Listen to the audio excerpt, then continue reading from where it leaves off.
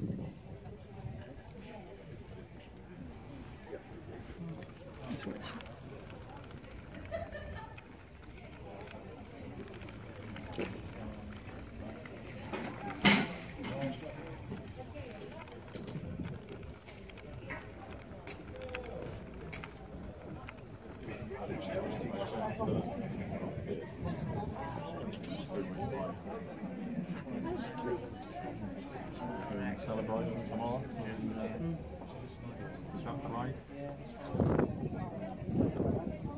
There we go. Thank you so much. That's all right. Thank you. Go back to smuggling. Salam. Hi. This is our what we call a common press. It was used in England probably from the middle of the 1500s, 1550s through to the Industrial Revolution. So all your works of Shakespeare would have been printed on a press like this. King Charles, James I Bible, printing the Bible into English from Latin. Cool. So the news from all the battles anywhere would have been printed on one of these. What we're doing here is a song. This is the one we're doing. Oh, I see. Yeah. It's a song about a fellow over there wants to join the Navy. He wants to go and find his fortune, and his sweetheart doesn't want him to go. Doesn't want him to be killed. So, above there, there's we also make playing cards. They're good, aren't they? They're court cards. Yeah. Apparently they're all the kings and queens of Europe. So on the table over there, they're stencils.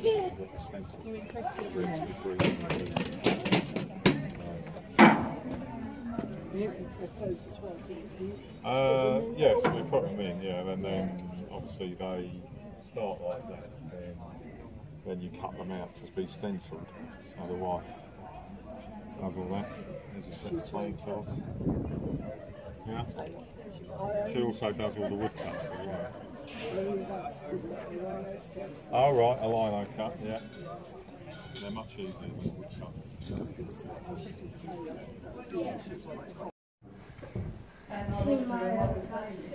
Oh right. And he was deaf, he lied about his age, but he went through the Navy and he lived till 90. I just had a guy come in yesterday, he said, do you want these, mate? He says, they're all horrible, and that was a British show fired in 1916, and that's all trench art. It's all been handed with the song and the news and all the other. I ain't got much chip Big on battles it. and the date, like 21st, yeah, something. This gentleman was blown up in 65. Yeah, Hayden. And this one is a German shell, made in Yes, 1914. yeah. That's the base of this, another shell. And they've made it into a pot. Yeah. I had to get in the car and go and get some water salt last night. So this lady just gave them to you, did she? Some chap left them at the gate. She good, mate. Yeah. Well, I phoned them up and thanked them. Yeah. Oh, that's wonderful. Oh, no, they should be pulled up really, but I couldn't read them. So I got the old, sort of made out what it was. I didn't know what it was all about. Yeah. That's But wonderful. you think about it, that shell what was fired was probably pumped a few afterwards. And the same with this one. But yeah. And then they also, there was this Still with the matches. Oh, that's nice. Oh, that's cool. Yeah. Yeah, great stuff. They made a lot of stuff in the trench art. Yeah, we've got some at home. Yeah, it's good. Oh, you chuffed to bits with that, so I thought, That's a really lovely thing to do, yeah, isn't I'll it? put that in the cabinet.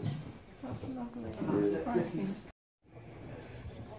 Welcome to Landguard Fort, one of Britain's longest-serving military sites. Please stand and listen for a moment to these simple instructions on how to use your audio guide. Around the fort you will see numbered audio signs. When you see these...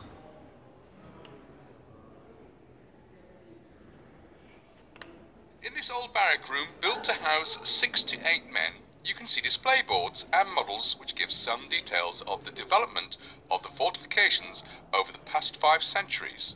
There is also a display of military guns in the showcase display in this room. The next room you will visit is to your left. Press number 2 on your keypad and the green button as you enter.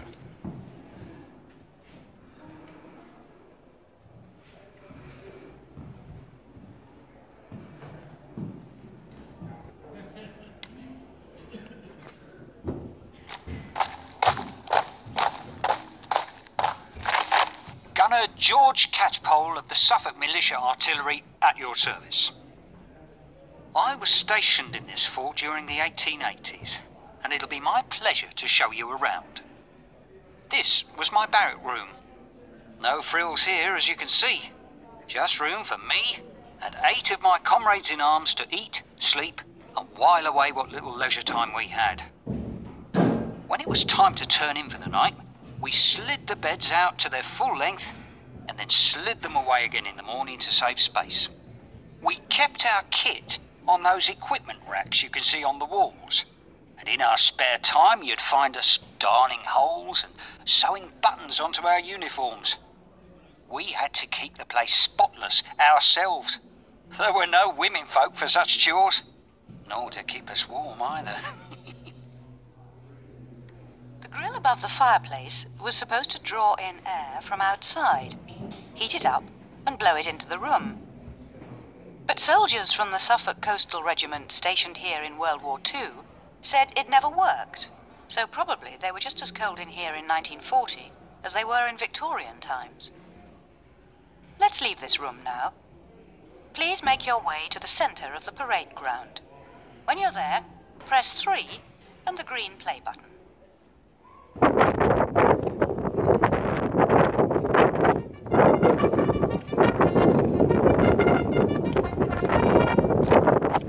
You're now standing in the parade ground of the fort. The keep is the inner part of a castle or fortress to where its defenders can retreat if the enemy manages to breach the outer walls. In the case of Landguard, the keep is arranged with 7 gun positions on casemates, which are those big arched rooms you can see on the upper level with the balcony running round, opposite the entrance archway. These casemates were tremendously important as they formed the main fire of the fort in the 19th century. In the middle of the 20th century, 2 were bricked up to make way for post-World War II seaward defence headquarters. Below the casemates is the magazine area for storing ammunition. This part of the fort is a real labyrinth, full of narrow passages which we'll be exploring later, along with the casemates above. The parade ground itself was used not just for official parades, but was also where soldiers were drilled. You're over to stand in the middle to look at the large metal triangle. Believe it or not, this was used as the fort's fire alarm.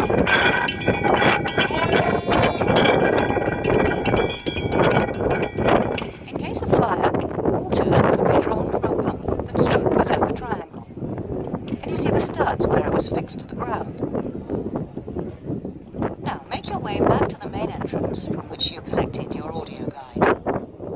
When you're back standing under the archway near the ticket desk, press 4 and the green link. When I got my posting to Landguard in 1882, the main entrance here had just been rebuilt. There was a 10-foot wide drawbridge over the dry moat surrounding the fort that could be pulled up if we were attacked.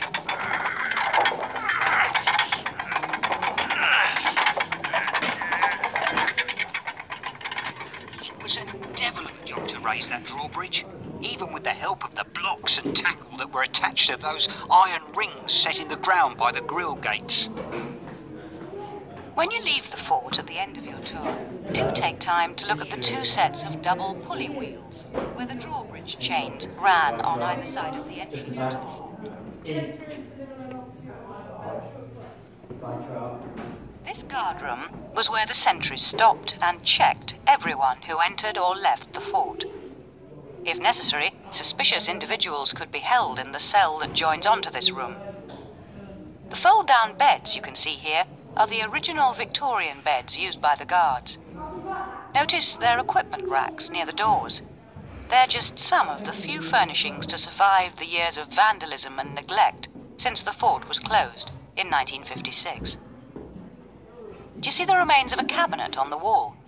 That's where the fort's keys were kept, though we're not sure if the rifle racks by the entrance are from the First or Second World War. Move into the inner room to see the cell with its barrel-vaulted ceiling, part of the original 18th century fort. When you get there, press 6 at the green plate.